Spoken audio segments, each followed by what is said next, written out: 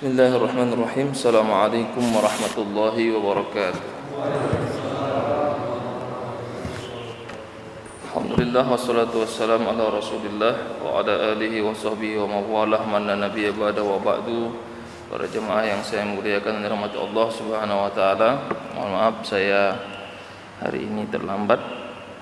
Mudah-mudahan tidak mengurangi semangat kita untuk belajar di pagi yang penuh berkah ini. Materi yang kita bahas hari ini adalah materi yang menarik. Saya akan bahas dulu pengantar daripada kitab ini sebelum saya menjelaskan kepada materi-materi yang lainnya yang terkait dengan materi ini. Materi kita adalah tentang sirah an-nabawiyah. Berarti menceritakan tentang biografi kenabian, tentu Nabi Muhammad sallallahu alaihi wasallam. Yang menjadi menarik, kata pengarang kitab ini, dia katakan dalam beberapa kalimatnya di pengantar, sungguh sesuatu yang tidak mungkin kita bisa menjelaskan secara detil tentang siapa itu Nabi Muhammad SAW. Kenapa? Karena keagungan dan kebesaran nama beliau, karena Allah menjamin orangnya, tentu tidak akan mampu menceritakan secara detail. Jadi kalimat beliau dalam pengantarnya, walakin raqma wujudi hadzal fariq al-kabir baina siratihi sallallahu alaihi wasallam wa baina siyaril uzama bal wa baina sairil anbiya wa raqma diqqatiha allati la diqqata fawqaha wa shumuliha allati la shumula fawqahu la budda min al-i'tiraf bi anna taswir hayatihi wa akhlaqihi wa isti'abil mu'jizat allati ishtamalat 'alaiha siratuhu wa da'watuhu wa hayatuhul infiradiyah wal ijtimaiyah wa muamalatuhu ma'allahi wa ma'al khalqi wa ayatil hasani wal ihsani fi takwini khuluqihi wa khalqihi wa fi hubbihi wa ra'fatihi wa fi du'aihi wa ibtihalatihi wa fi ta'allumihi al insaniyah wa masiraha wa fi mantiqati wa hikmatihi wa fi jami'iyatihi wa kamalihi yakadu yakunu mustahilan. Pengarang kitab ini ketika ingin menuliskan buku ini, tidak ada satu kitab pun yang bisa menjelaskan, bahkan sampai kitab Syama'il Muhammadiyah yang dikarang oleh Imam Tirmizi tidak akan bisa menjelaskan 100% seperti apa Nabi Muhammad SAW. Mau kehidupan pribadinya, mau kehidupan keluarganya, mau kehidupan sosialnya maupun kepemimpinannya, karena tidak ada yang bisa menjelaskan isi seseorang itu 100% kecuali dirinya sendiri dan Allah Subhanahu wa taala. Apalagi dia manusia yang sangat sempurna. Sehingga kata beliau, kajian-kajian atau karangan-karangan tentang sirah nabawiyah itu akan terus ada. Ini penting saya sampaikan di awal, dan itu yang membuat saya menarik, sehingga ini disampaikan sebelum kita menjelaskan tentang kenapa harus ada buku yang disebut Sirah An-Nabawiyah. Dan terjemahnya sudah banyak.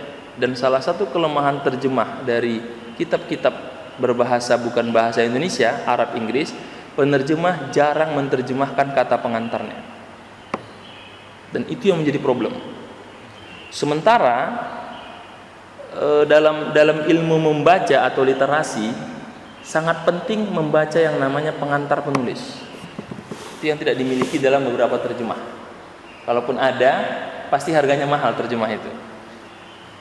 Yang kedua, sangat penting membaca faktor-faktor yang membelakangi penulisan buku itu.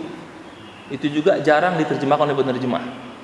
Dan yang terakhir, sangat penting membaca catatan kaki yang dirujuk oleh penulis itu. Itu juga sering dilewatkan oleh terjemah. Ustadz kok tahu? Karena saya penerjemah juga. Kadang-kadang mengejar waktu deadline itu nggak sempat menerjemahkan yang kecil-kecil di bawah itu.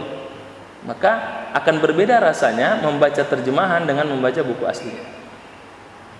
Dan saya coba baca beberapa terjemahannya, tentu di PDF ada ya, dan sebagian memang tidak disebutkan di pengantar itu. Maka menurut saya dan beberapa tempat yang saya isi pengajian, penting membaca pengantar daripada pengarang ini, supaya kita bisa mendapatkan gambaran atau kalau bahasa sekarang resensi dari isi buku itu.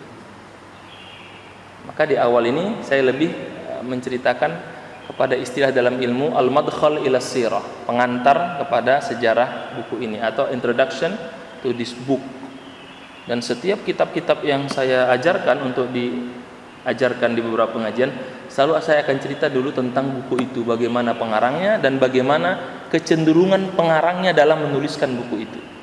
Dan buku ini oleh Syekh As-Sayyid Ibn Al-Hasan Al-Hasan Al-Nadawi adalah orang yang hidup dari kecilnya memang dicecoki dengan ilmu atau dicecoki dengan ilmu-ilmu sejarah. Jadi beliau dari kecil memang senang kepada sejarah, mengambil spesialis sastra dan sejarah, dan sangat konsen kepada sejarah Islam serta ilmu Al-Quran. Jadi memang bidangnya. Nah, tentu akan beda nanti orang yang mengarang sejarah berdasarkan disiplin ilmunya, mengarang sejarah berdasarkan disiplin kemampuannya. Makanya kan nanti ada orang baca sejarah, ini sejarahnya lebih kepada menceritakan orangnya, maka muncullah sejarah ini dari sisi sosial, muncul sejarah dari sisi fikihnya. Nah, itu memang menggambarkan latar belakang penulisnya. Dan itu juga yang membuat beberapa dai, ustadz atau mubalik juga menawarkan buku berdasarkan yang dia senang membacanya. Nah, ini beberapa pengantar. Lalu dikatakan oleh beliau, kalau untuk mendapatkan penjelasan detail tentang Nabi Muhammad SAW, tentu tidak akan ada yang bisa menjelaskan 100% dari segala sisi. Semua pasti punya kelebihan dan kekurangannya dan berpengaruh kepada keadaan kondisi sosial pada saat itu. Sehingga kata beliau, wa inni astasghiru nafsi, dan aku sangat merasa diriku kecil untuk bisa menjelaskan tentang ini, walaulaan, kalau bukan karena teman-temanku yang mendorongku untuk menuliskan buku ini. Kenapa? Karena memang menuliskan sejarah Nabi itu sama seperti dengan menafsirkan Al-Quran dan menafsirkan hadis-hadis Rasulullah SAW. Ini pekerjaan besar, pekerjaan yang sangat besar yang tidak sembarang bisa dikerjakan. Itu disampaikan oleh beliau ketika akan menulis buku ini. Sehingga dikatakan di awal dikatakannya seperti ini kalimatnya, likulli zalika kuntu atahayyabul kitabah fi sirah an-nabawiyah wa ta'lib fiha. Karena dasar itulah aku atahayyab, agak merasa kikuk dan agak merasa nggak pede kalau bahasa sekarang itu. Sebagaimana kita nanti bapak sambutannya di depan para bupati, aduh jangan saya nggak pede kan begitu ya. Atau nggak usah jauh-jauh kalau misalnya di masjid kayak saya tadi agak terlambat datang, atau misalnya tiba-tiba ustaznya berhalangan, udah bapak aja yang ngisi foto. Oh jangan saya nggak biasa kan begitu. Nah, itu kalimat atahayyab. Aku merasa tidak pede untuk menuliskan sejarah Nabi ini, fima wa asta'zimuha wa astasghiru nafsi, dan aku merasa kecil. Wa qad hassani adad minal fudala, tetapi beberapa kawan-kawan saya sesama penggiat dakwah ini selalu mendorong, ayo buatlah, engkau punya kapasitas, engkau layak. Sama kayak sekarang, Pak Ustadz nulis dong, Ustadz bagus materinya tapi nulis, Ustadz nggak bisa nulis kan. Nah, makanya ada jemaah kadang nyatet kan gitu. Saya nggak bisa, karena ditekan oleh begitu. Wa kiramil asdiqa, salah satunya dia sebutkan, wa fi muqaddamatihim sadiqul muallif fadilatul Syekh Muhammad Mahmud Shawwab Abdul Majlis Ta'sis li Rabita Alam Al-Islam di Makkah Mukarramah. Karena beliau ini salah seorang penggagas berdirinya Rabita Alam Islami. Kalau di kita berarti penggagas berdirinya Majelis Ulama Indonesia. Kan ada ikatan ulama sedunia yang bertempat di Saudi, itu Rabita Alam Islami, ikatan ulama Islam, itu penggagasnya beliau dan temannya yang mendorong, ayo buat buku lah, karena perlu ada buku-buku yang bagus dan layak. Nah, karena didorong seperti itu, ura'i fihi aqliyatal jil jadid wa zawqihi wa mustawa fahmihi wa nafsiyatihi wa majadda min talabatin wa hajat wa uslubi kitab wa manhaj al-ilmi falikulli asrin uslubuhu wa lughatihi. Yang membuat dia terdorong untuk menulis kitab ini adalah, kata temannya, wahai sahabatku, engkau yang paham masalah agama dan engkau paham di bidang sejarah, ceramah mau banyak membahas tentang sejarah, ingat setiap zaman harus punya buku yang menemaninya, dan setiap generasi harus punya buku yang sesuai dengan bahasa generasinya. Artinya apa? Keniscayaan sebuah karya muncul setiap masanya itu memang penting untuk mengimbangi masa itu. Jadi kalau sekarang buku-buku banyak dalam bentuk e-book atau PDF, kita jangan salahkan orang nggak cinta buku, karena memang sekarang zamannya pakai e-book. Nah, itu yang disebut apa? Falikulli asrin uslubuhu wa lughatuhu. Di setiap masa atau periode tentu ada metodenya dan ada bahasa komunikasinya. Jadi kalau setiap dai atau kita sebagai orang tua nggak mengikuti zamannya, kita akan ketinggalan. Kayak sekarang para guru, para dosen yang hebat-hebat, ketika dia nggak bisa menggunakan online, ya nggak kepake. Nah, itu yang membuat orang ini terdorong untuk membuat buku ini. Wa syarahallahu sadri akhiran li hadzal ta'lib. Akhirnya Allah membukakan hatiku untuk percaya diri untuk membuat buku ini.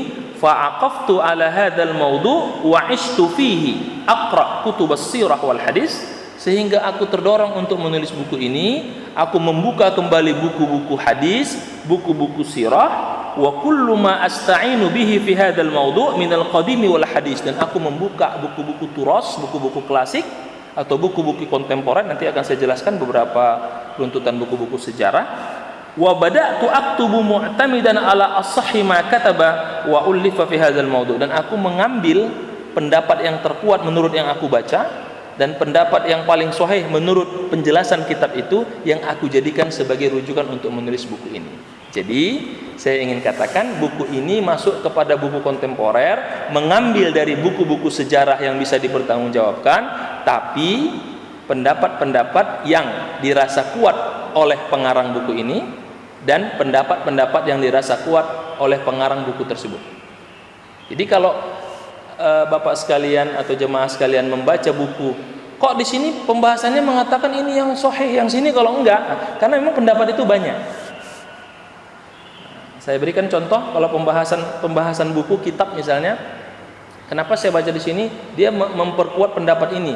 Karena memang pengarang kitab ini dia lebih dekat ke mazhab ini, sehingga dia memperkuat pendapat ini. Baca kitab satu lagi, kenapa lebih ini? Karena memang dia lebih dekat ke pendapat ini. Contoh, buku fikih 4 mazhab yang dipakai pesantren, itu nama bukunya Bidayatul Mujtahid wa Nihayatul Muqtasid, Ibnu Rushdi, atau Afaroses kalau bahasa Inggrisnya.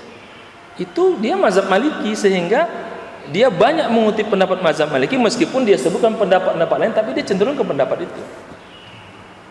Sama nanti kita buka buku lagi, Kitabul Fiqh ala Madzhabil Arba'. Jadi kecenderungan penulis buku itu berpengaruh terhadap apa yang dia bahas, selain disiplin ilmunya. Wa hawaltu, dan lalu aku mengerjakan ini dengan mengumpulkan bainal janibil ilmi wa bainal janibit tarbawi wal balaghi. Dari sisi keilmuannya, ilmiahnya, pendidikannya, semua aku coba bayangkan, dan aku menyelesaikan ini selama 1 tahun penuh.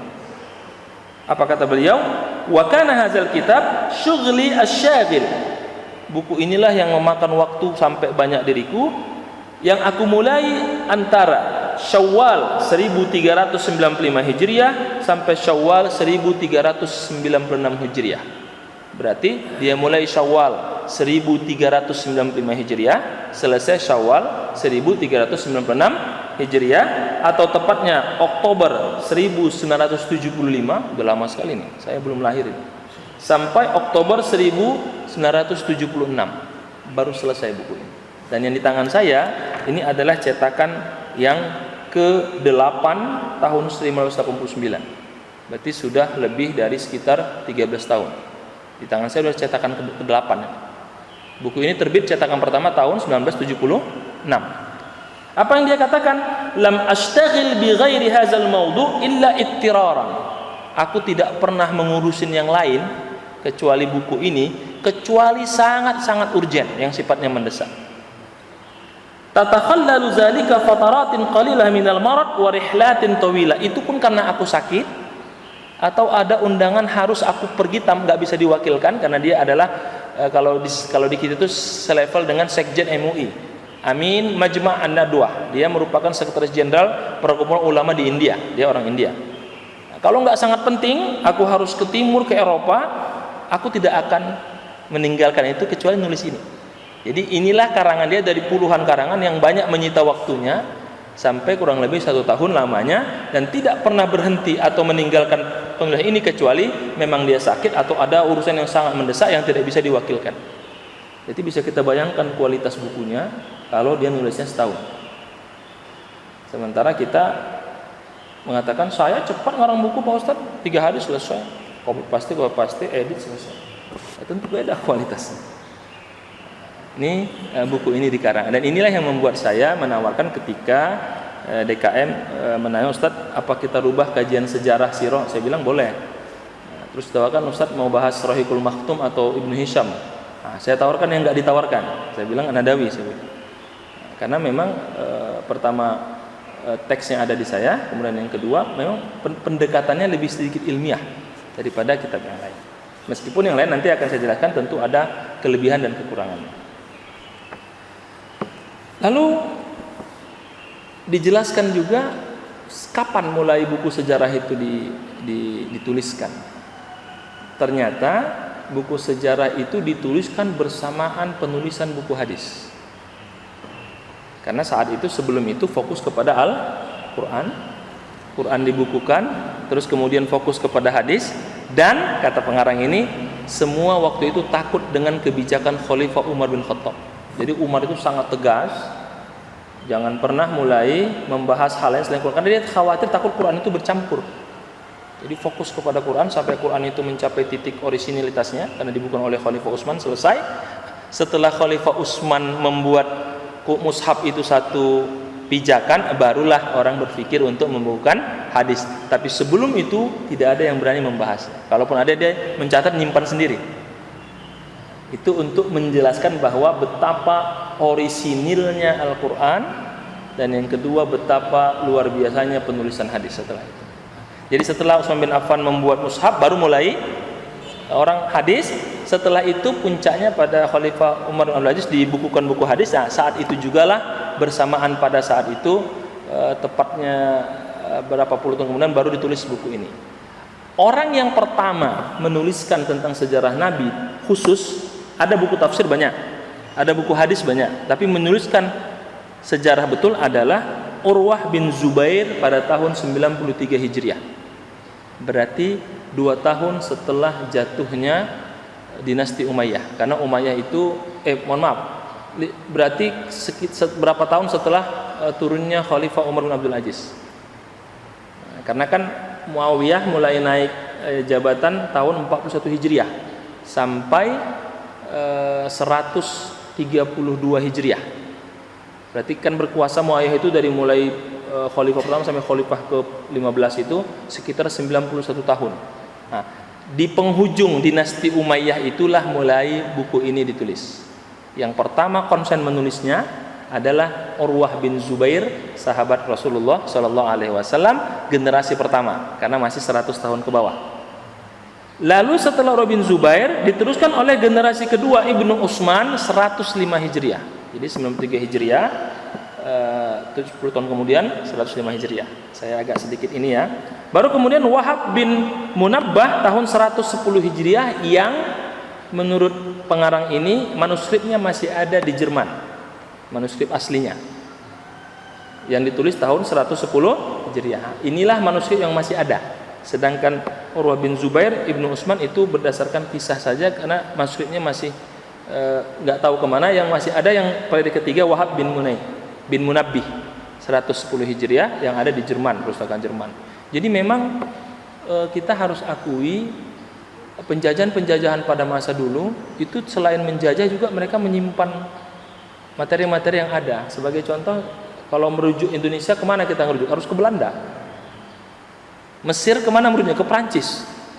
Saya pernah baca beberapa pengembalian patung obelis ke Museum Mesir setelah ratusan tahun kan begitu ya.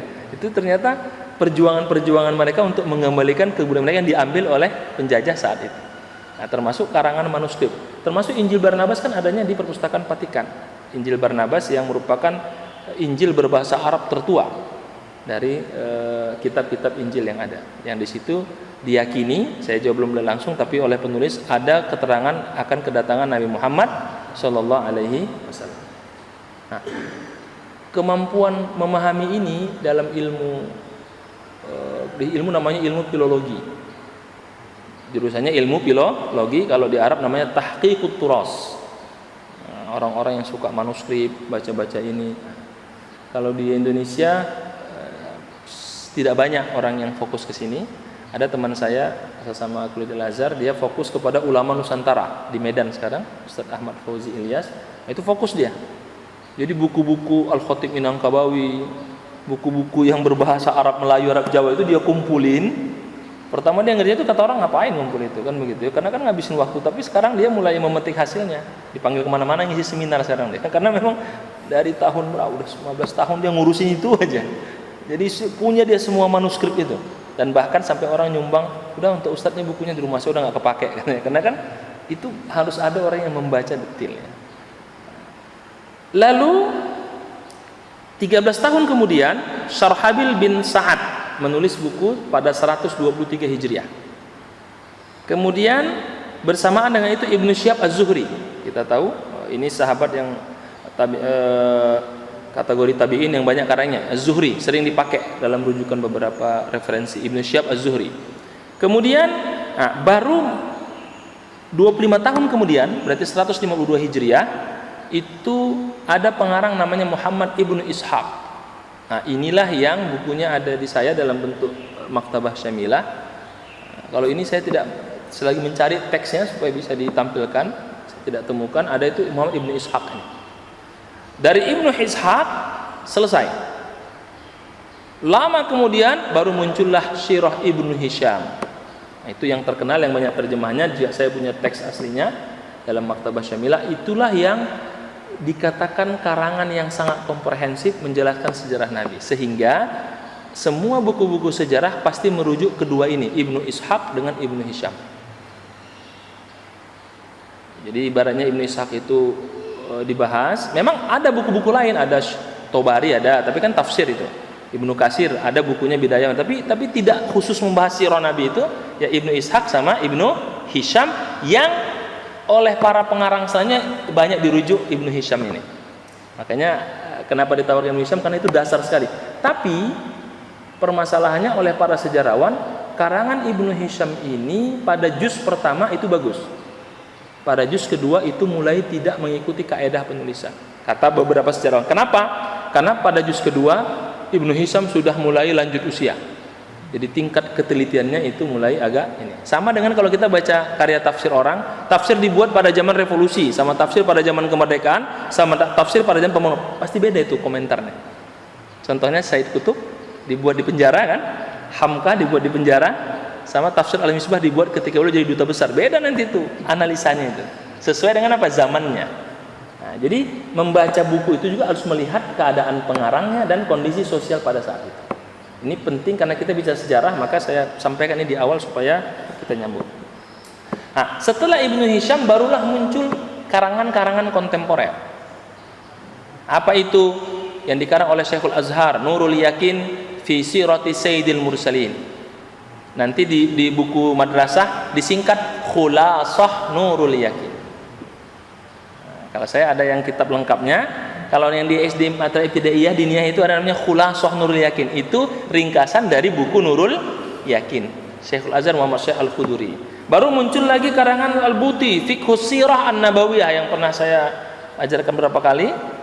Saya ngajar di sektor 6 Fiqhus Sirah Nabawiyah, Al-Buti, yang sekarang menjadi diktat di Al-Azhar tingkat 1. Nah, jadi kalau pakai buku itu berarti kita lagi belajar kuliah semester 1 di Al-Azhar, pengantar sejarah Nabi. Itu dipakai Sirah Nabawi. Kenapa Buti? Karena dia alumni Al-Azhar, sehingga dipakai, dihargai. Dia S1 S3 di Al-Azhar, bukunya bagus, oleh Al-Azhar dijadikan referensi kuliah untuk semester 1. Saya waktu kuliah tidak belajar itu. Saya mau belajarnya yang sebelumnya, Nurul Yakin itu. Nah, jadi dipakai menjadi, kan kebanggaan alumni dipakai bukunya sebagai referensi pengantar. Nah, setelah fikih Sirah Nabawiyah ada fikih sirah oleh Muhammad Ghazali, pengarangan sejarah tapi dari versi sosialnya Muhammad Ghazali. Nah, lalu baru muncul kitab ini Sirah Nabawiyah oleh Muhammad Ali Hasan Al-Nadawi. Nah, jadi ini masuk kepada buku kontemporer yang tentu dia mengambil rujukan dari buku-buku sebelumnya. Lalu dilanjutkan, pertanyaannya adalah, akan muncul pertanyaan, kenapa saya memulai penjelasan buku ini dengan menjelaskan aslul jahili, keadaan Arab pada saat itu? Karena menurut pengarang ini dia ingin menjelaskan dulu keadaan secara keseluruhan, lalu kenapa harus dipilih bangsa Arab sebagai dikirimnya Nabi, kenapa harus Mekah yang dipilih, dan kenapa harus dikirim ke sana, kenapa nggak ke tempat lain. Itulah yang akan kita bahas hari ini, tentang sosial demografis, kenapa harus ke tanah Arab turunnya Nabi Muhammad SAW.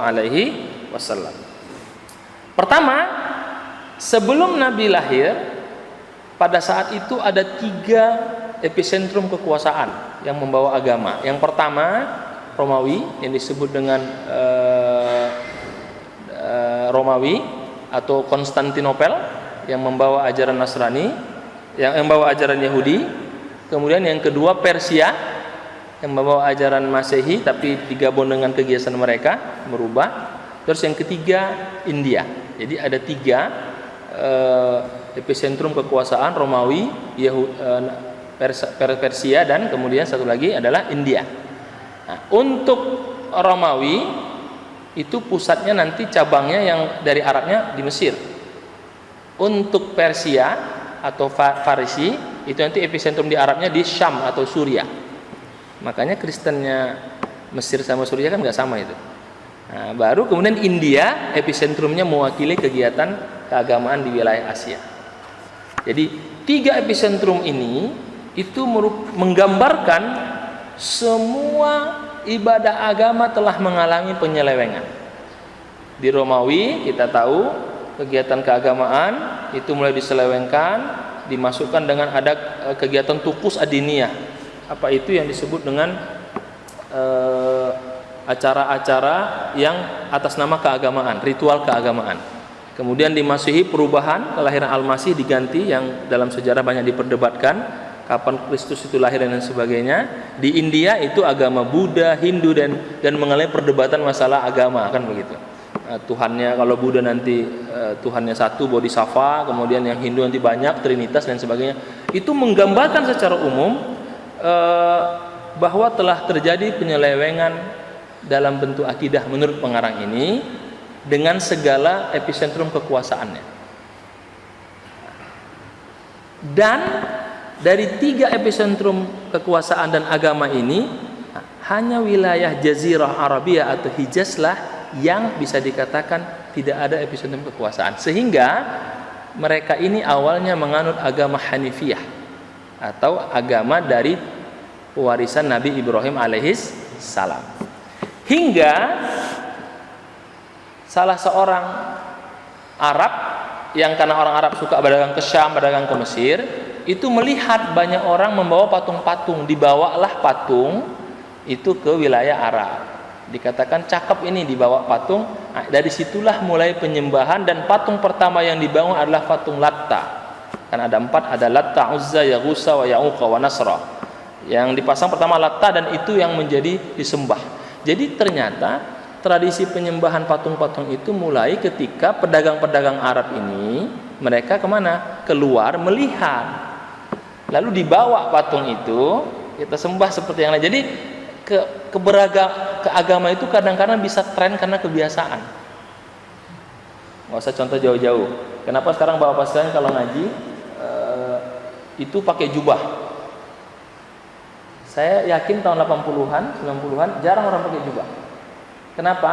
Karena dulu umroh sulit. Susah nyari baju jubah itu. Kalau dikasih hadiah haji itu senangnya masya Allah. Tapi tahun 2000-an sekarang gampang nyari jubah, buka online dapat itu. Kenapa? Karena memang itu mempengaruhi. Nah, karena aksesnya semakin mudah, mereka datang, maka muncullah apa namanya yang disebut dengan penyembahan itu. Terus maka Ka'bah yang mereka hormati, yang mereka muliakan dipasang patung-patung, totalnya dalam sejarah dikatakan 360 jumlah patung. Jadi itu awalnya.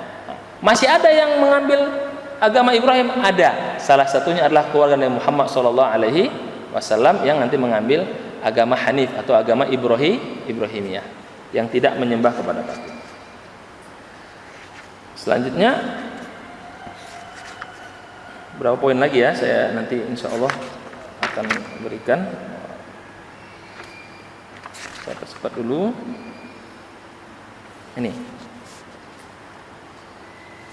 karena bangsa Arab ini bangsa yang dikatakan tidak masuk ke 3 epicentrum ini, tapi memang mulai dikotori dengan ibadah itu, maka bangsa Arab inilah yang menurut pengarang kitab ini cocok untuk kedatangan seorang nabi. Kenapa? Dia belum dipengaruhi oleh unsur manapun, bisa dibentuk, sementara 3 epicentrum ini dia sudah punya keyakinan agama yang kalau masuk perlu waktu lama. Sementara orang Arab di sini belum, masih sangat lugu, masih sangat orisinil sehingga bisa dibentuk. Itu salah satu faktor menurut pengarang ini kenapa Allah memilih Jazirah Arab sebagai datangnya seorang nabi. Selain memang semenjak meninggalnya Nabi Isa alaihissalam memang ada fatrah kekosongan kenabian kan, kurang lebih seratusan tahun, karena Nabi lahirnya kan pada tahun 570 Masehi. Ada fatrah membutuhkan kedatangan seorang nabi karena sudah luar biasanya, dan Arab yang dipilih sebagai tempatnya. Kemudian dilanjutkan lagi, dijelaskan di sini kalau Ibnu Ishaq, ketika suku Aus dengan Khazraj, ini agak mundur dikit, Ibnu Ishaq pengarang yang saya katakan tadi, ketika suku Aus Khazraj itu bersepakat untuk membaiat Nabi, muncul pertanyaan, kenapa kalian baiat Nabi? Nah, kata suku Aus Khazraj, kami sudah capek dengan keyakinan oleh agama-agama sebelumnya. Kami ingin kembali kepada agama kami yang sebenarnya, yaitu agama Ibrahimiyah. Maka Nabi Muhammad kami lihat membawa itu. Itu salah satu kenapa dua suku terbesar di Yasrib, dulu nama kota Madinah, itu membaiah kenabian Nabi Muhammad SAW. Dan karena itulah yang membuat akhirnya Jazirah Arab diperhitungkan. Dan terkenal kata-kata dua, satu oleh Sa'ad bin Rabi' dan kemudian satu lagi oleh Miqdad bin Aswad. Kalau masih nanti baca sejarah, ketika Rasul mau perang Badar kan Rasul bertanya, kita mau berangkat ini 313, pasukan berkuda cuma 3, unta berapa, sisanya pejalan kaki lawan 1000 orang, gimana, kita mau berangkat enggak? Apa kata Sa'ad bin Rabi'? Dia katakan begini, wahai Rasulullah, kemanapun engkau, Sa'ad bin Mu'az di sini, bukan Sa'ad bin Rabi', mohon maaf, dia mengatakan, fa wallahi, demi Allah ya Rasul, walaupun engkau mengajak kami menembus kegelapan atau menembus lautan, kami akan ikut. Jangan takut ya Rasul. Terus Miqdad bin Aswad, ya Rasul, kami bukan seperti Bani Israel yang berkata kepada Nabi Musa, engkau aja yang pergi, kami nunggu di sini. Nah, dua pendapat Sa'ad bin Mu'az dengan Miqdad inilah yang mengangkat semangat para sahabat saat itu. Meskipun semua sudah semangat, tapi menambah. Ini yang penting dalam sejarah apa? Kalimat-kalimat yang membuat orang semangat. Dalam bahasa kita biasanya targhib bahasa agamanya, perlu motivasi. Jadi kadang-kadang semangat orang itu bisa berubah karena omongan seseorang. Jangan takut, mari kita maju. Tariq bin Ziyad dibakar kapalnya supaya semangat. Jadi kata-kata penyemangat itu penting. Bapak sekalian, kalau mengadakan acara kegiatan bersih-bersih DKM harus ada satu orang yang memberi semangat itu. Mari Pak, semangat, bentar lagi selesai. Mau ngaji, bentar lagi selesai kan begitu ya. Tapi enggak, udah Pak, nggak usah semangat, kita bubar aja, bisa jadi. Nah, itu pengaruh sekali. Nah, karena pertimbangan itulah mereka yang sangat murni, sehingga mereka mau menerima nanti perubahan-perubahan itu, mereka dipilih atau menjadi takdir Allah Subhanahu wa taala untuk diutusnya seorang nabi. Dan itu diperkuat ketika Mughirah bin Syu'bah diutus Rasul sebagai misi Islam untuk berdakwah ke Heraklius untuk menyampaikan Islam, menyampaikan surat Rasul. mereka menghinakan bangsa Arab bangsa yang diperhitungkan, karena memang mereka dalam sejarah memang dia sendiri kan. Yang kuat kan 3 epicentrum ini. Apa kata Hiklos? Jangan kalian meremehkan mereka. Fa wallahi, katanya, mereka adalah bangsa yang sangat menghargai orang lain, yang sangat memberikan kebebasan, bangsa yang punya integritas dan siap membela kalau mereka merasa benar dan mempertahankan diri. Itu komentar Rustum ketika mengutarakan sifat orang Arab. Jadi orang Arab itu salah satu kelebihannya dia punya integritas yang tinggi, orangnya baik, dermawan. Nah, selain memang ada Arab yang itunya Arab Baduy ya, tapi secara Arab itu orangnya baik, dermawan, pemaaf, dan itu kita lihat kan kasus Syekh Ali Jabir itu contoh bahwa bangsa Arab itu baik, makanya mereka dipilih menjadi salah satu yang Allah takdirkan dari mereka lahirnya Nabi Muhammad SAW. Dan kata pengarang ini, lahirnya Nabi Muhammad itu merupakan doa yang jauh dibacakan oleh Nabi Ibrahim ketika dia meletakkan anaknya. Apa di situ diceritakan pada surat Nabi Ibrahim yang sering saya sampaikan kalau menjelang Idul Adha itu, ya Allah, jadikan dari sini ada keturunan. Nah, itulah nanti keturunan daripada Ismailiyah turun ke Adnan dan ke Rasulullah sallallahu alaihi wasallam. Penutup yang ingin saya jelaskan, lizalika kullahu ikhtara Allahul Jazirah al-Arabiyah Makkah Mukarramah litakuna mab'as ar-Rasul wa mahbatul wahyi wa nuqtah intilaqil Islam fil alam. Karena penjelasan-penjelasan itulah menurut pengarang kitab ini, maka Allah memilih Makkah sebagai tempat lahirnya Rasulullah dan turunnya wahyu, karena memang tempat itu masih sangat orisinil, tidak tersentuh oleh manapun, tidak banyak pemahaman yang masuk, sehingga mudah untuk membentuknya. Dan ini saya komentari, kenapa orang membuka sekolah, membuka ini tempat-tempatnya yang jauh kan? Nah, itu salah satu karena memang tempat ini bisa diatur, masyarakatnya bisa dibentuk sehingga dibentuk. Meskipun sebagian teman yang buat sekolah ternyata bukan itu. Kalau belajar sejarah memang dirujuk sosial masyarakatnya dan keadaannya. Pas saya tanya sebagian kiai kenapa milih itu, karena tanahnya murah gitu. Nah, beda lagi kalau begitu ya. Tapi memang pengambilan itu penting. Ini pandangan sejarah oleh pengarang ini, kenapa Allah menetapkan Makkah sebagai tempat turunnya wahyu dan lahirnya Rasulullah sallallahu alaihi wasallam. Para jamaah yang saya muliakan rahmat Allah Subhanahu wa taala, memang menjelaskan detail tentu tidak akan bisa, tapi saya ingin menyampaikan itulah beberapa faktor-faktor kenapa Arab menjadi salah satu tempat turunnya wahyu, karena memang dari segi karakter mereka adalah orang-orang yang bisa menerima kebenaran, orang-orang yang memang secara garis berhubung dengan Nabi Ibrahim alaihissalam, sehingga dari mereka nanti akan bisa membentuk sebuah kebudayaan yang diperhitungkan nanti di masa-masa berikutnya. Jadi sekali lagi, kenapa ini penting saya sampaikan di awal, untuk menegaskan bahwa setiap sejarah pasti punya latar belakangnya dan setiap keadaan pasti punya kondisi sosialnya. Maka yang saya ajak kepada semua jemaah, mari kita memperbaiki sudut pandang menilai seseorang dengan memperhatikan faktor-faktor lainnya. Jadi kalau kita melihat ada orang bicara sangat tegas, kita lihat faktornya. Oh, ternyata dia disiplin ilmunya ilmu hukum. Ternyata kisah keluarga di belakangnya memang sangat keras sehingga cara pandangnya seperti itu. Kenapa ini orang sangat sederhana? Oh, ternyata pendidikan keluarganya memang diajarkan kelembutan. Jadi itu sangat berpengaruh kepada tipikal orang yang akan kita dengar, baik sejarahnya, keadaan keluarganya, dan sosial kehidupannya sehari-hari. Sehingga dengan belajar sejarah ini kita bisa menilai dan bisa mengangkat profil Rasulullah sebagai rujukan kita, tapi dengan tidak menafikan orang-orang sekelilingnya. Saya sering katakan di awal, Rasul itu dikelilingi 4 khalifah dan mereka punya sifat karakter yang sangat berbeda satu dengan sama lainnya. Abu Bakar dengan kelembutannya, bahkan dikisahkan nanti asal mimpin sholat selalu menangis sehingga kadang-kadang hampir nggak kedengaran yang dia baca. Kemudian Umar dengan ketegasannya, saking tegasnya orang ngomong sama dia takut, karena saking tegasnya itu. Bukan takut, bukan karena sahabat takut sama dia berarti syirik, bukan, karena segan, karena dia orangnya sangat tegas, sangat lurus, kalau nggak sesuai dengan peraturan nggak bisa. Bagaimana orang sangat dekat dengan Utsman, karena Utsman orangnya sangat lembut, sangat berperasaan, sehingga orang sangat dekat dengan Utsman. Dan bagaimana orang sangat mempercayai Ali, karena Ali masih muda, sifatnya selalu ingin revolusi, dan revolusi semangatnya luar biasa. Jadi kalau kita melihat teman-teman kita di DKM atau sehari-hari, kita hanya senyum kalau kita baca sejarah. Oh, ini Abu Bakar ini orangnya, kan begitu. Oh ini Umar ini dikit-dikit peraturan, kita kembali ke peraturan gitu ya. Termasuk beberapa kalau kita DKM, kita kembali ke peraturan. Nah, kita senyum aja, ini Umar ini. Titisan darah, oh Umar, peraturan.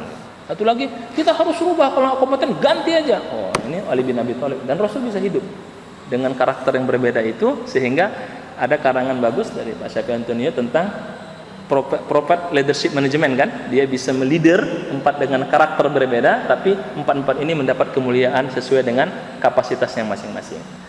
Di akhir saya ingin dengan sejarah ini sebagai pengantar, mudah-mudahan kita nanti bisa menjelaskan ke depan tentang lahirnya Rasulullah, karena setelah ini isinya sama, relatif sama dengan kita lain, hanya mungkin dia menjelaskan menurut pandangannya. Jadi nanti kita akan coba merujuk, karena di tangan saya ada Nurul Yakin, ada Fikih Sirah Nabawi, ada Sirah Ibnu Hisham, Rahimul Maktum ada. Nanti kita ramu, tapi tetap ini merujuk utamanya nanti itu untuk membantu penjelasan-penjelasan berikutnya. Karena dia sendiri mengakui tidak mungkin bisa berdiri buku ini tanpa dibantu oleh buku-buku yang lain, karena tidak ada buku yang sempurna. Sehingga setiap masa pasti ada orang yang akan mengarang tentang biografi Rasulullah sesuai dengan bahasanya, sesuai dengan generasinya.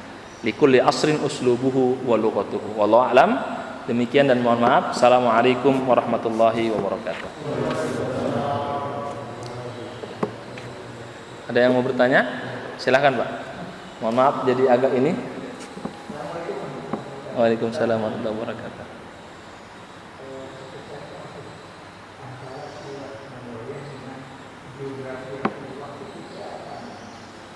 Ya, kurang jelas. Ya. Baik. Ya. Bedanya antara sirah nabawiyah dengan biografi Rasul. Kalau biografi Rasul, saya merujuk ke karang ini, adalah berceritakan tentang nama, tanggal lahir, siapa keluarganya, berapa anaknya, pendidikan, itu namanya biografi. Tapi kalau sirah nabawiyah, dia menjelaskan biografi ini dengan menjelaskan faktor-faktor sekitarnya. Contoh, namanya Muhammad. Kenapa namanya Muhammad? Dia lahir di Mekah dari ibunya Aminah, bapaknya Abdullah. Siapa Abdullah? Siapa Aminah? Kenapa harus mereka yang dinikahkan? Nah, jadi dijelaskan secara detail. Nah, sirah nabawiyah ini menjelaskan kehidupan Rasul dari sebelum lahir sampai meninggal dan orang-orang sekitarnya. Maka dinamakan sebenarnya sirah nabawiyah.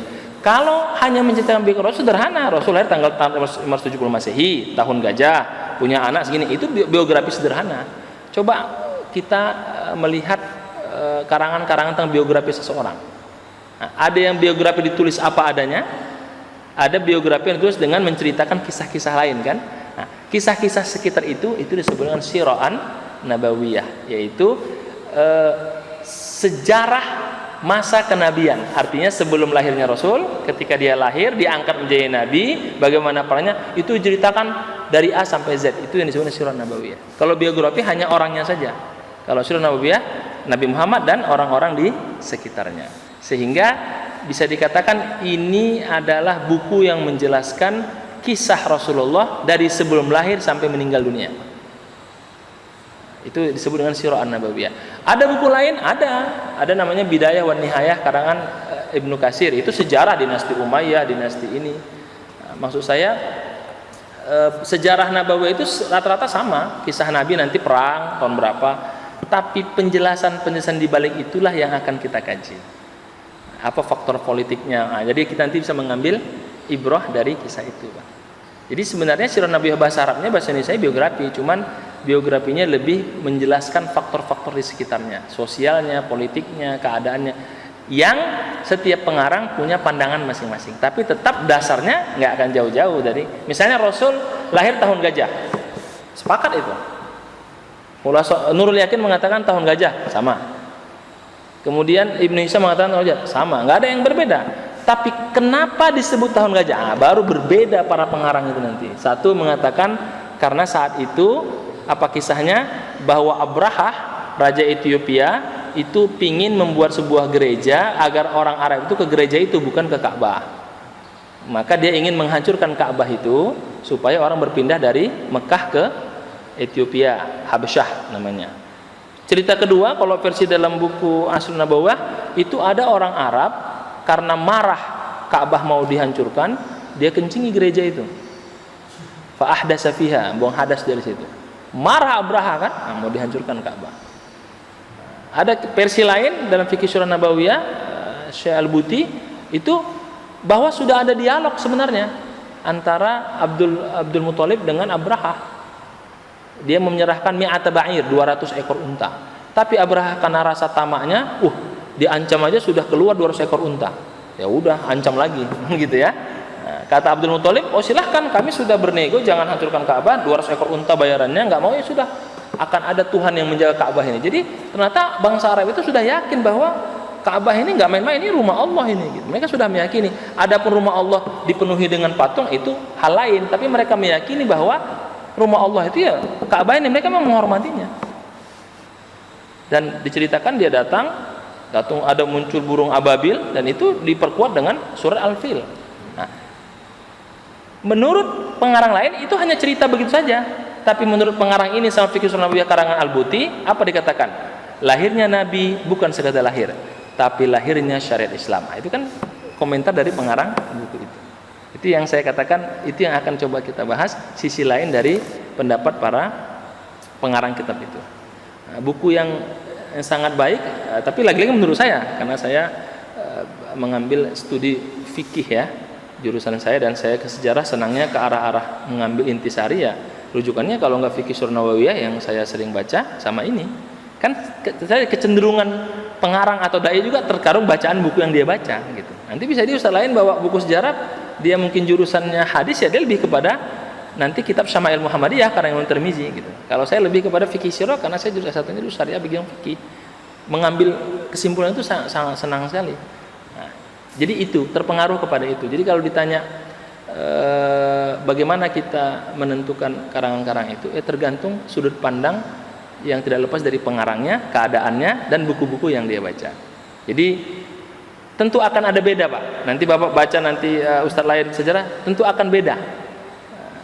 Sekedar menyampaikan ada, mengambil intisari ada, mengambil komentar juga ada. Nah, dan sejarah Muhammad itu di Indonesia banyak pengarangnya.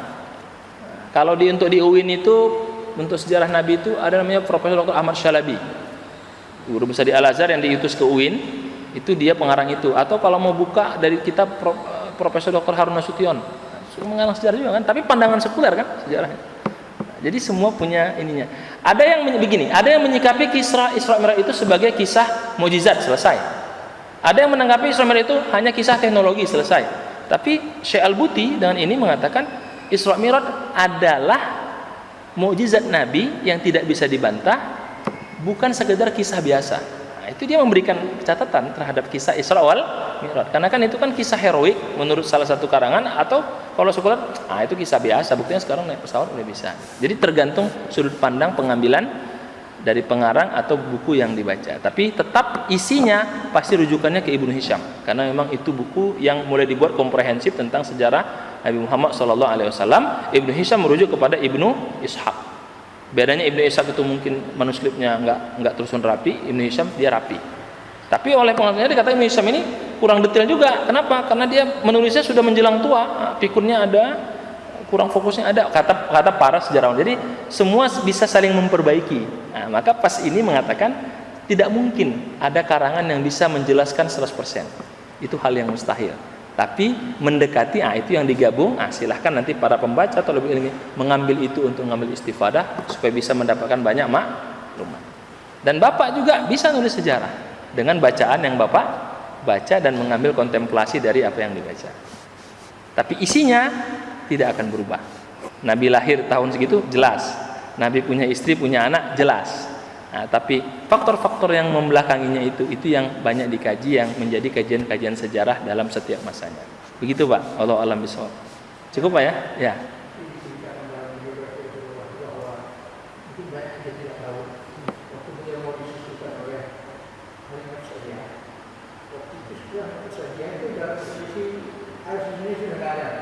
Oh, ya.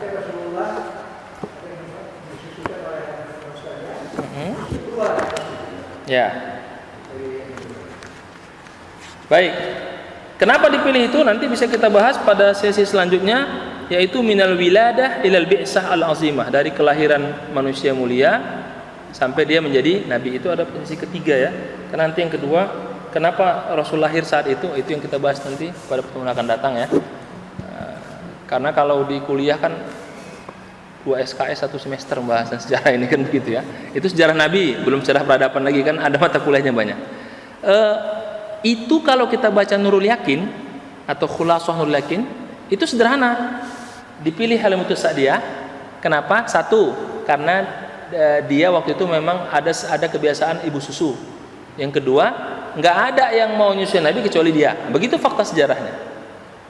Tapi ada fakta lain, ternyata Bani Sa'ad yang merupakan kabilah daripada Halimah ini adalah kabilah yang sangat menghargai orang, kabilah yang sangat memuliakan orang. Memang Arab itu memuliakan, tapi ini sangat memuliakan. Dia miskin pun dia akan rela berkorban untuk melayani orang.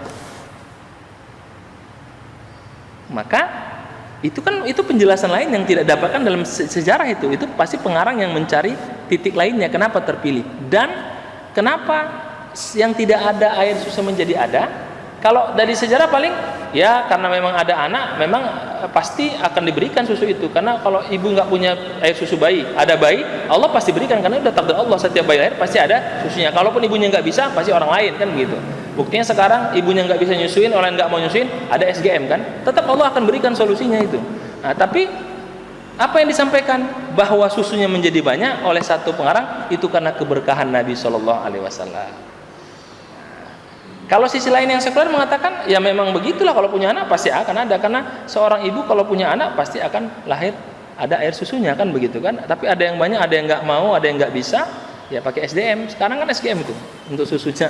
Nah, apakah nanti kalau nanti jadi ulama besar, oh dia ulama besar, oh karena dulu minum SGM, kan nggak begitu. Itu tinggal cara pandang. Tapi semua ulama sepakat yang terjadi pada Halimatus Sa'diyah, susunya menjadi banyak, kambing ternaknya menjadi sehat, itu karena keberkahan Rasulullah Sallallahu Alaihi Wasallam. Tapi untuk kita itu diterima. Tapi penjelasan kepada di luar kita nggak semua nerima, karena kita menerima dengan keyakinan. Nah, orang luar menerima dengan apa? Logika. Itulah yang coba ditulis oleh pengarang kitab ini dan beberapa kitab lain agar penjelasan Nabi itu diterima oleh umat Islam sebagai keyakinan akidah kita, tapi non Muslim juga bisa menerima agar dia bisa masuk Islam. Tentu kalau hanya karena keberkahan itu kan nggak semua terima itu yang di luar Islam. Itu ada, nanti yang kita bahas penjelasan itu kenapa. Tapi keyakinan yang kita yakini itu karena keberkahan dan kemuliaan Rasulullah Sallallahu Alaihi Wasallam. Sama dengan tahun gajah, kenapa haji? Karena lahirnya Rasulullah. Itu yang kita yakini, kan begitu. Tapi kalau faktor lain kata pengarang ini, karena Ka'bah itu memang tanah yang dijanjikan, karena disitulah rumah Allah, makanya Allah mempertahankan. Nah, itu kalau itu diterima kan oleh orang-orang Muslim. Tapi kalau karena lahir Nabi, belum tentu semua terima. Nah, jadi penjelasan itulah yang perlu kita jelaskan untuk kita memperkuat iman kita, tapi untuk orang lain sebagai dakwah kita bahwa Nabi kita di sisi kemanusiaannya ada sisi lain yang perlu dipahami sebagai bagian kenapa dia menjadi manusia terpilih. Itu sebenarnya Pak, sejarah itu kenapa ditulis dengan berbagai perspektifnya. Demikian Pak. Jadi sekali lagi Halimatus Sa'diyah itu kenapa? Kalau sejarah kita mengatakan dan kita yakini karena keberkahan Rasulullah Sallallahu Alaihi Wasallam. Jadi kalau ada sejarah begitu, memang benar di situ dikatakan. Tapi kenapa ada itu terjadi? Nah, nanti kita bahas dari sisi lainnya, dari Bani Sa'adnya, dari Halimatus Sa'diyahnya. Kenapa harus dia yang dipilihkan? Halimatus Sa'diyah itu kan ibu susu kedua. Yang pertama kan bukan Halimatus Sa'diyah, Suwaibah yang pertama itu. Suwaibah al-Aslamiyah, hadiah daripada Abu Lahab kan. Nah, baru kemudian Halimatus Sa'diyah. Nah, muncul pertanyaan, kenapa ibunya tidak menyusui? Nah, itu kan kalau dijawab karena tradisi di Arab itu setiap anak lahir harus ada ibu susu. Itu sama dengan logika sekarang, setiap anak lahir harus kasih SGM, kan sama aja sebenarnya. Nah, itu yang akan dijelaskan oleh poin-poin itu. Iya, zaman sekarang kan hampir SGM semua. Enggak pun kita mau, kalau lahir di rumah sakit pasti SGM yang dikasih. Di rumah sakit, mungkin ada tadi dokter yang ini ya, kalau udah di rumah sakitnya pasti dikasih SGM pertamanya itu. Kalaupun ibunya itu yang lahir di rumah, lahir yang normal ya, kadang-kadang nggak keluar itu kan faktor-faktor lain. Tapi secara umum saat itu memang tradisinya kalau anak lain harus ada ibu susuan. Nah, kenapa yang dipilih? Nah, itu yang akan kita kaji nanti faktor-faktornya. Tapi susuan itu memang itu normal untuk menjelaskan Nabi itu anak yang normal gitu. Kalau saat itu Nabi lahir nggak mau nyusu langsung makan nasi, wah itu orang bisa curiga ini Nabi nggak kan begitu. Nah, jadi memang normal lahirnya, hidupnya normal, makan biasa, berteman. Bahkan nanti waktu dalam sirah nabawiyah yang lainnya, Rasulullah waktu kecil ikut juga kan sama teman-temannya melihat acara tadi perut, ada yang diceritakan. Tapi Rasul dengan kuasa Allah ketiduran, jadi nggak ikut. Kan waktu itu nanti malam ada acara itu di Fakir Ukas, yuk main-main ke sana. Kamu asik jaga kambing aja, ikut dong. Oke, nanti malam ikut. Tapi Allah buat Nabi Muhammad apa? Ketiduran kan? Temannya yang pergi gitu. Nah, itu kan hal-hal yang perlu kita kaji bahwa Nabi dari awal sudah Allah jaga gitu. Jadi kalau ada teman kita atau anak kita nggak ikut acara itu, mungkin Allah menjaganya gitu. Atau kisah kemarin yang pesawat jatuh ya, dia nggak naik pesawat, delay, udah marah-marah, saya harus berangkat, nggak bisa Pak. Habis marah-marah, jatuh pesawatnya. Alhamdulillah untung saya nggak masuk kan begitu kan. Nah, itu kan faktor bisa diceritakan. Oh ternyata orang ini kenapa dia terlambat? Terkuaklah berita. Dia terlambat gara-gara melayani orang tuanya. Nah, baru orang ambil kesimpulannya. Oke, dia terlambat karena dia sholat safar sebelum berangkat. Karena dia sholat akhirnya ketinggalan pesawat. Kisah-kisah ini kan waktu saat itu nggak bisa diceritakan. Faktanya dia terlambat naik pesawat dan rezekinya pesawat yang dia terlambat itu jatuh. Kan begitu? Baru keluar terkuak fakta. Kenapa dia terlambat? Ternyata karena dia sholat. Maka muncullah kalimat karena melaksanakan ibadah Allah selamatkan nyawanya. Padahal kan kalau faktor lain enggak juga, memang belum meninggal aja kan begitu kan. Nah cuman jalannya sholat kan begitu. Nah, satu lagi kenapa terlambat? Karena dia melayani orang tuanya. Padahal jelas kan kita belajar dalam ilmu akidah, orang meninggal itu karena udah cukup umurnya. Kalau belum cukup mau gimana pun ya pasti nggak meninggal kan begitu. Makanya ada orang yang sakit, kita jenguk, pulang yang jenguknya meninggal. Ada kan? Nah, kan begitu? Nah, ternyata dicek, kenapa dia meninggal? Muncul kisah, terkuak fakta lain.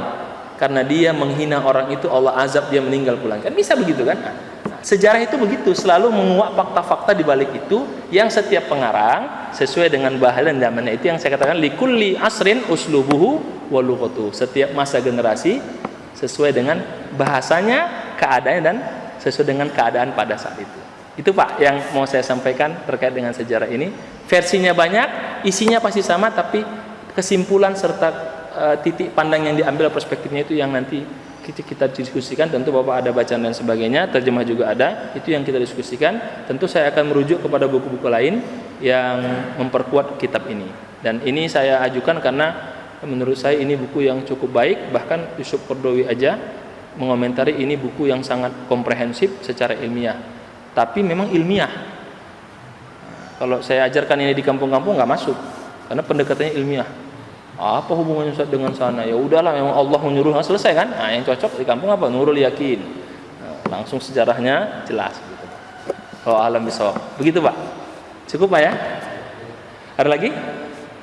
Ya, mudah-mudahan bermanfaat. Dan sekali lagi, kalau para negara kita mengatakan jangan melupakan sejarah. Kalau kita mari belajar sejarah untuk mendapat keberkahan dan ridha Allah Subhanahu wa taala, karena dengan belajar sirah nabawiyah itu menjadi kunci untuk munculnya ilmu-ilmu yang lainnya. Tanpa mengenal sirah Nabi, maka tidak ada ilmu-ilmu yang lain selain Al-Qur'an, hadis Rasulullah sallallahu alaihi wasallam. Karena semua kitab itu kalau sudah agama pasti merujuk kepada Rasulullah. Merujuk ke Rasul berarti bicara sirah an-nabawiyah. Itulah kenapa penting sekali kita mempelajari sirah ini. Waktunya tentu panjang, masanya tentu banyak. Kalau dikuliah sampai bersemester-semester, nah kita upayakan dengan barokah ini paling tidak nanti kita bisa menambah pengetahuan. Silahkan terjemahnya sudah ada, kemudian banyak kitab lain bisa dibaca untuk menambah khazanah kita nanti ketika diskusi pada pengajian-pengajian berikutnya. Demikian wa'alafu minkum. Saya terus akan cari teksnya. Nanti kalau ada saya tampilkan. Saya belum dapat. Sambil berjalan kita cari. Demikian. Subhanakallahumma bihamdika asyhadu an la ilaha illa anta astaghfiruka wa atubu ilaik. Walhamdulillahirabbil alamin. Wassalamualaikum warahmatullahi wabarakatuh.